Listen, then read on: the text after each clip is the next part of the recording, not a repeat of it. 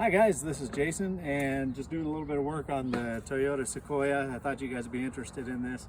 Been seeing online where everybody's bypassing their handles. Guess what? We got a broken handle again. This is like number 4.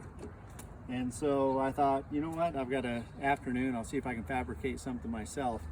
I'm gonna take a look at the piece of aluminum I have coming out here. All you have to do is move to the side, lift up on the door, and that's it. Now I'm going to show you a couple of things right here.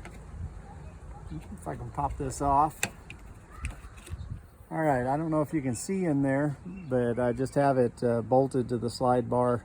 This is just a piece of stock aluminum. We'll see how long it lasts. It may be a prototype for a steel one, but with the twist in there, give it a little structural integrity. But seems to work well. The only thing I had to do was cut this out, and I don't know, my mod on my 2001 first generation Toyota Sequoia.